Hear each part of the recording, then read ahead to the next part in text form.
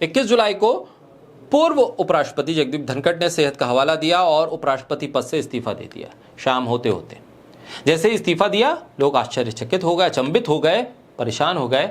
लेकिन अब एनडीए ने महाराष्ट्र के राज्यपाल सीपी राधाकृष्णन को उम्मीदवार बनाया है, जबकि विपक्षी अलायंस ने पूर्व जस्टिस बी सुदर्शन रेड्डी पर भरोसा जताया है।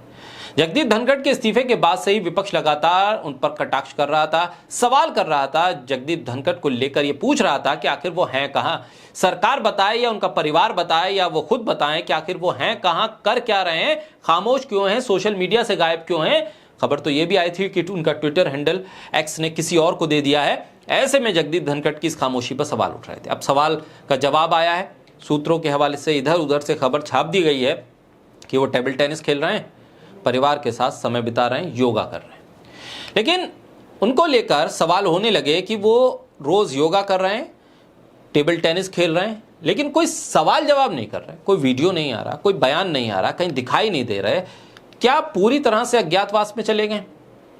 आखिर कैसे वो काम कर रहे हैं? उसके बाद उनके टेबल टेनिस खेलते हुए और सोशल मीडिया के जरिए ये सवाल के जवाब दिए जाने लगे कि भाई वो बहुत शौकीन थे टेबल टेनिस के, योगा के, और परिवार के साथ वक्त नहीं बिता पाए, इसलिए वो वही काम कर रहे हैं। पश्चिम बंगाल के राज्यपाल थे, तब से उनके टेबल टेनिस का शौक भी चर्चा में आया था।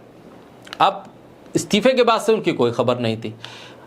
कपिल सिब्बल ने टिप्पणी करते हुए कहा था कि 22 जुलाई को हमारे उपराष्ट्रपति जगदीप धनखड़ ने इस्तीफा दिया था और उसके बाद से उस दिन से हमें पता नहीं कि जगदीप धनखड़ कहाँ हैं, उनका आधिकारिक आवास कहाँ है, उनसे संपर्क नहीं हो रहा, निजी सचिव फोन नहीं उठा रहे, वो आराम कर रहे हैं। इसके अलावा उन्होंने कहा था कि लापता लेडीज के बारे में सुना था, लेकिन लापता वाइस प्रेसिडेंट के बारे में नहीं सुना।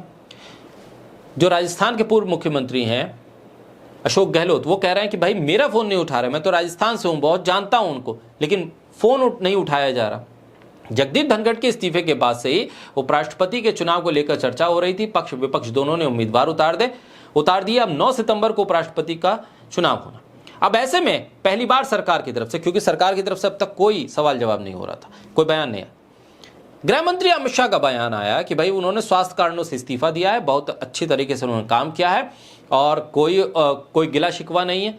अब अच्छी तरह से काम किया है तो फिर अचानक से ये इस्तीफा क्यों? और स्वास्थ्य कारण थे तो स्वास्थ्य कारण तो पहले भी हो सकते थे।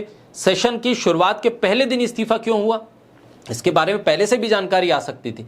लेकिन उन तमाम सवालों से इतर सरकार की तरफ से पहला बयान आया और जिस दिन बयान आया उसके बाद ही ये खबर भी छप गई कि वो टेबल टेनिस खेल रहे हैं और योगा कर रहे हैं। इसलिए विपक्ष अब नए उपराष्ट्रपति के जो चुनाव है उस पर फोकस करेगा। सत्ता पक्ष भी नए उपराष्ट्रपति के साथ कैसे डील करती है ये भी देखना होगा, क्योंकि चर्चाएं तो सत्ता के गलियारों में काफी अलग अलग तरह की